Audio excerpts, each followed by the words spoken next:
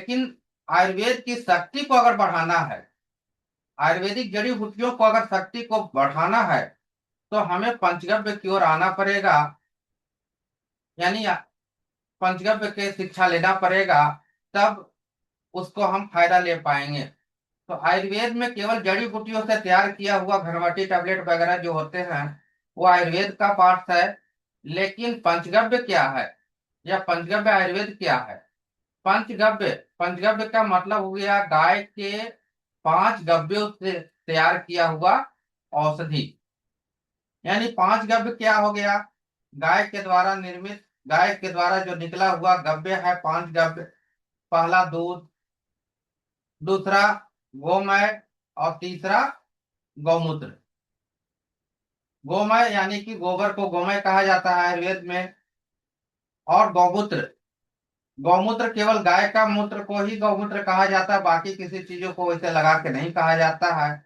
और गौमूत्र में इतनी ताकत है, इतनी क्षमता है कि वो शरीर को जो है कि हमें फायदा पहुंचाता है।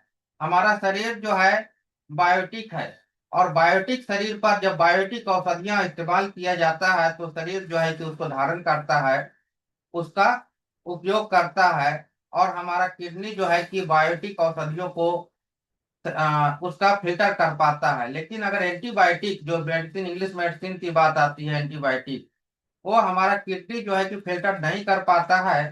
तो वैसी स्थिति में हमारा आयुर्वेद का बायोटिक फॉर्म, जड़ी बूटियों को फॉर्म में जब हम शरीर को लेते हैं, शरीर में धारण करते हैं, तो उसका अलग ही रिजल्ट आता है, उसका तुरंत प्रभाव पड़ता है और लंबे समय तक उसका असर रहता है।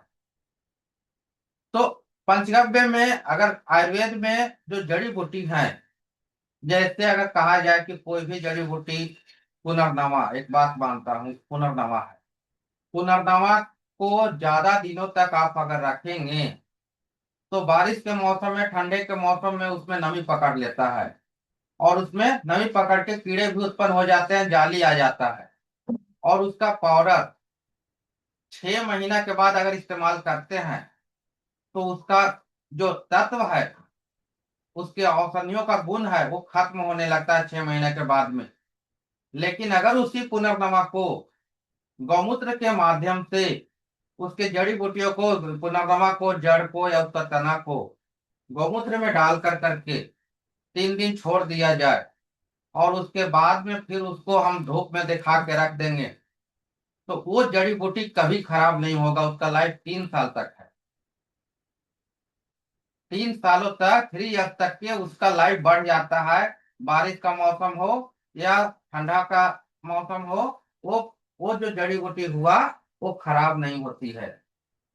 तो ऐसी स्थिति में जो है कि हम आयुर्वेद का ज्यादा फायदा लेना चाहते हैं, तो पंचगव्य में आना पड़ेगा। और पंचगव्य के द्वारा, गौमूत्र के द्वारा बनी हुई औषधियां जो है कि उसका लाइफ खराब नहीं होता है, कम नहीं होता, बल्कि उसकी शक्ति जो है 6x मल्टीप्लाई, 6 गुना बढ़ जाता है। क्योंकि गौमूत्र में, गौमूत्र खुद एंटीबायोटिक है, एंटी फंगल है, एंटी बैक्टीरियल है। तो उसमें अगर डाल करके किसी भी औषधि को तैयार किया जाता है, तो उसका लाइफ बढ़ जाता है। और जो आयुर्वेद की औषधियां हैं, उसकी लाइफ जो है कि 2 साल में, अगर टैबलेट बनाया हुआ है तो 2 साल में एक्सपायरी होती है। लेकिन गौमूत्र के द्वारा बनी हुई जो औषधियां हैं, जड़ी बूटियों को मिला करके, उसका लाइफ 5 साल तक रहता है, जल्दी खराब नहीं होता है। क्योंकि यहाँ फंगस होगा ही नहीं, इसमें बैक्टीरिया उत्पन्न होगा ही नहीं, तो इसका लाइफ बढ़ जाता है। तो ये दोनों में फर्क है। और यहाँ पर हम पंचगव्य के द्वारा, मैं गव्यशील डॉक्टर एस के मेहता, पंचगव्य के स्पेशलिस्ट, और पंचगव्य के द्वारा ही सारी जड़ी बूटियों का औषधियों के रूप में उपयोग करते हैं, उसको बनाते हैं और उसका इस्तेमाल करवाते हैं, करते हैं। तो कई फॉर्म में है यहाँ ये जड़ी बूटियों को। तो ये जो पंचगव्य हो गया, ये पंचगव्य जड़ी बूटियों का गौमूत्र के द्वारा संश्लेषित किया हुआ है। तो जो गाय का, जो गव्य में बोला, दूध, गाय का दूध, गौमूत्र और गोमय। लेकिन गाय के दूध से यहाँ 2 पार्ट और निकलता है। अगर दूध को हम मथते हैं, दूध को सबसे पहले उसको गर्म किया जाता है। गर्म करने के बाद में उससे जमाने पर दही बनता है।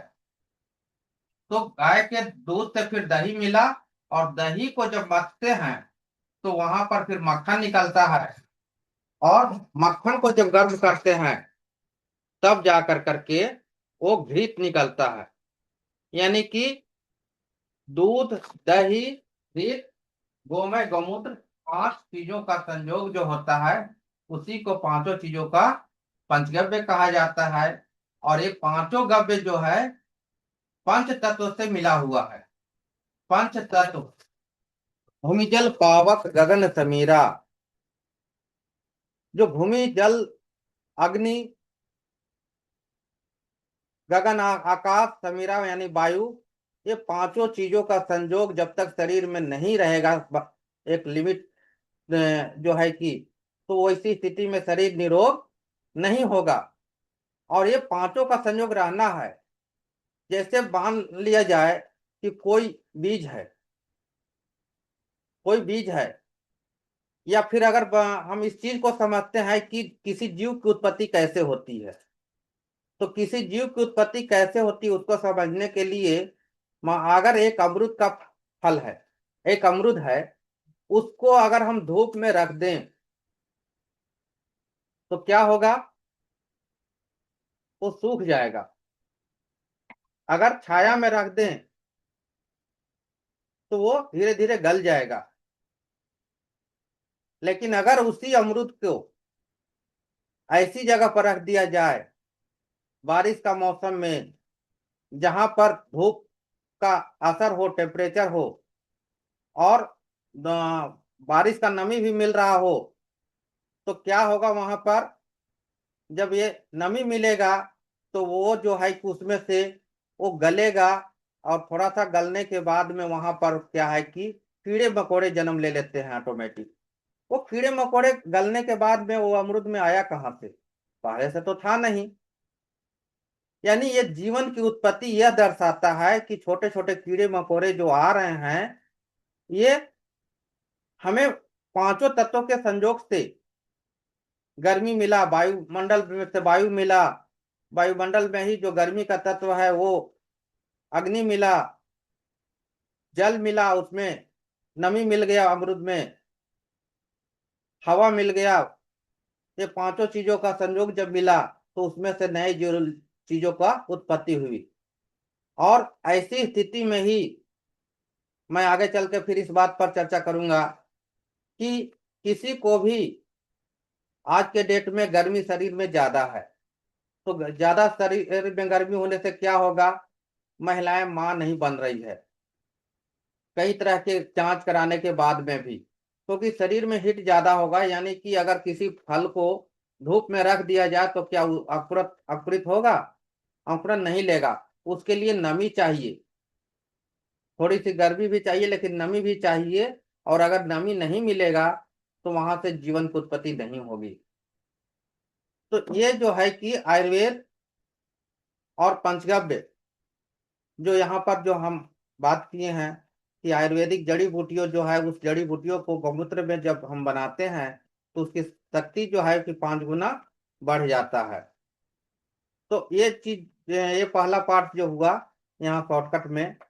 लेकिन हम जो भी गव्य सिद्ध हैं, सवाल उठता है कि हम उसको आगे बढ़ाएं कैसे, या जो लोग हैं कि गव्य सिद्ध नहीं भी हैं, तो हम अपने दैनिक जीवन में आयुर्वेद का इस्तेमाल कैसे करें।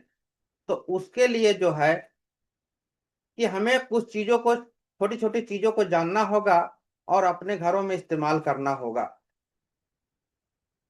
जैसे कि अगर मैं बात करूं छोटी चीजों का, छोटे बच्चों को सर्दी खांसी बुखार हो जाता है, तो सबसे पहले जो आयुर्वेद में नहीं है वो क्या भाग के जाते हैं? एलोपैथ में भागते हैं। और डॉक्टर जब थर्मामीटर लगा के चेक करता है तो कहता है कि इनकी बुखार जो है कि 102 डिग्री हो गई, 103 डिग्री हो गई। और उसको कम कम करने के लिए जो है कि एंटीबायोटिक और पैरासीटामोल दे दिया जाता है। और वो पैरासीटामोल जाके लीवर को इतना डैमेज करता है, इतना डैमेज करता है कि लगातार अगर पैरासीटामोल का यूज किया जाए तो लीवर खराब होता है, एंटीबायोटिक से भी खराबी आती है। लेकिन ये जो है सर्दी खांसी बुखार की सबसे अच्छी औषधि हर एक घरों में तुलसी का पौधा लगाना। तुलसी कई तरह के रोगों से बचाव करता है, घर में तुलसी है तो। और वो तुलसी की चाय बना करके पीना, अगर तुलसी की चाय बना के पीते हैं गुड़ डाल कर करके बिना दूध का, अदरक डाल कर करके या पिलाते हैं, तो जिनको भी बुखार लगा हुआ है वो कहीं डॉक्टर में जाने की जरूरत नहीं है। कैसा भी बुखार जब लग जाता है तो उसकी जो टाइमिंग है 3 दिन है, 3 दिन तो रहेगा ही। 3 दिन के बाद ही उसका बुखार का जो है शरीर से अस्तित्व खत्म होता है, कम होता है। और वही अगर एक दिन में 10 मिनट में अगर उसको हम कहते हैं एंटीबायोटिक पैरासीटामोल देके, तो उसका साइड इफेक्ट कहीं ना कहीं जाकर शरीर में लगता है। क्योंकि जब शरीर हमारा गर्म रहता है और तुलसी का तासीर भी गर्म है, तो एक कहावत है कि लोहा लोहे को काटता है। लोहा लोहे को काटता है, नहीं तो लोहा को लकड़ी नहीं काट सकता है।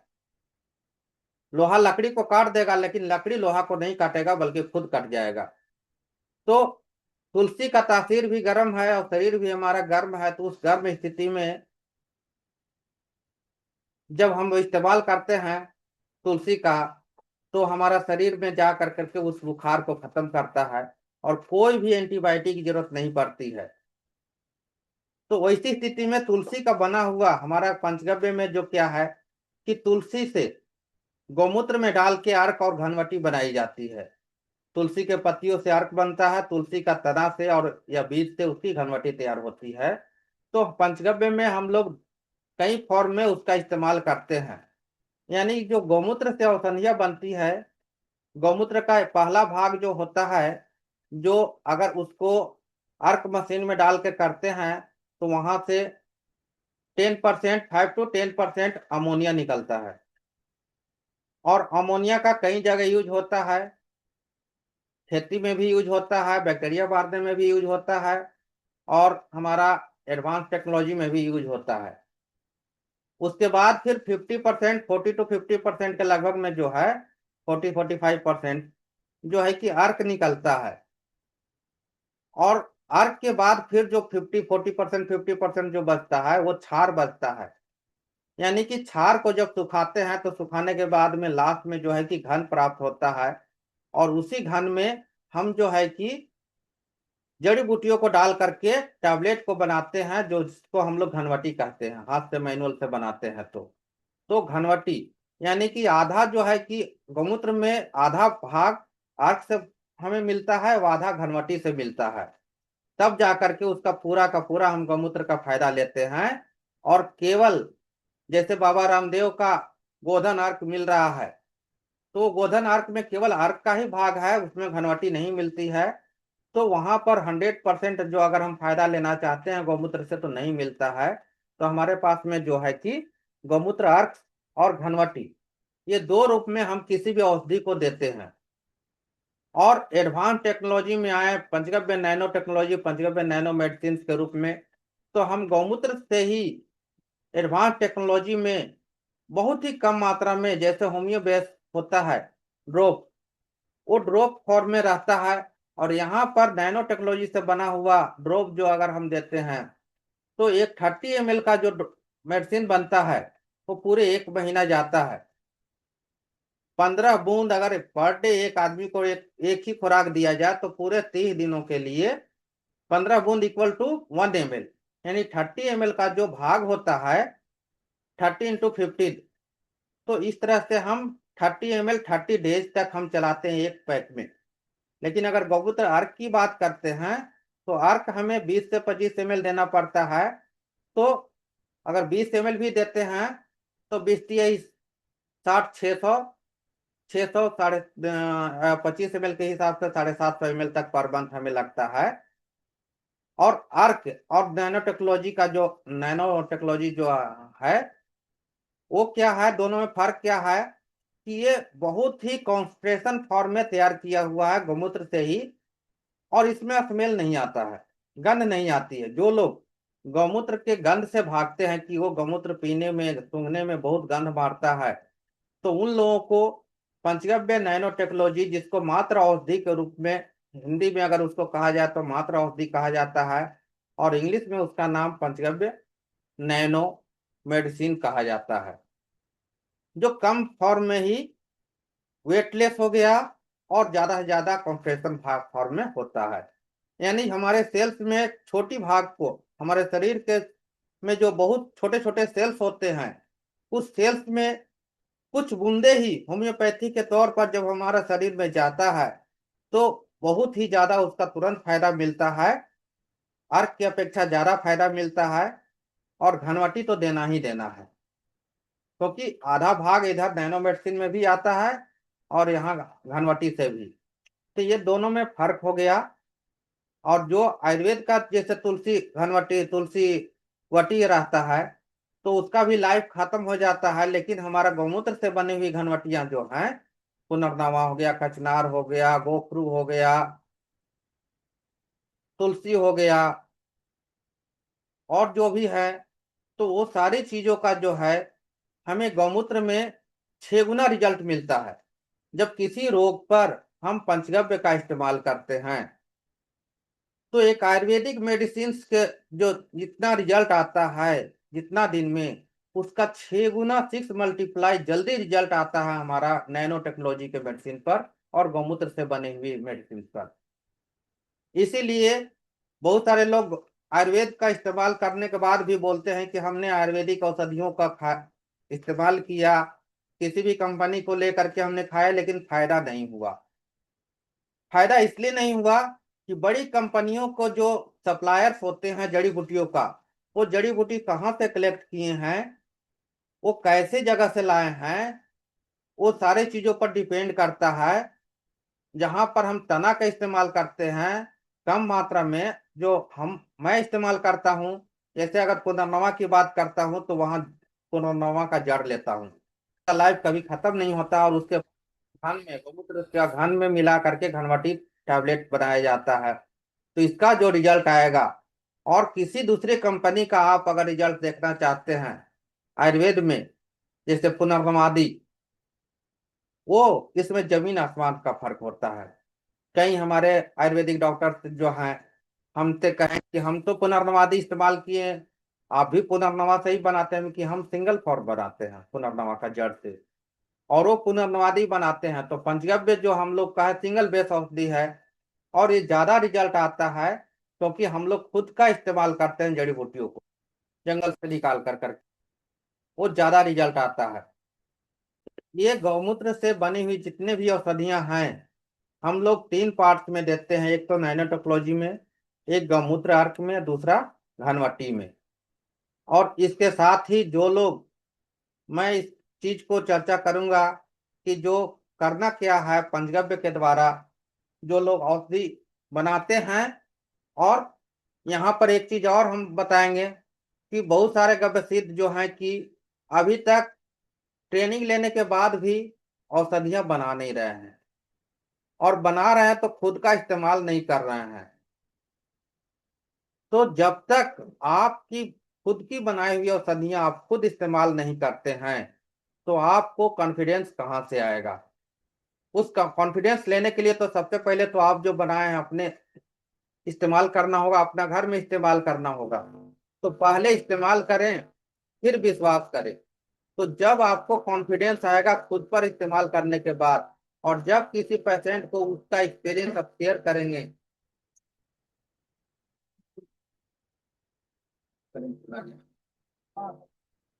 तो जब उसका इस्तेमाल जब आप घर पर करेंगे तो उसका रिजल्ट बहुत ही अद्भुत मिलेगा और उसका फायदा मिलेगा। छोटी छोटी चीजों को आप मार्केट में लोगों को बता करके आप सेल कर सकते हैं, और वो छोटी चीजें ही आपका एक्सपीरियंस बढ़ाएगा।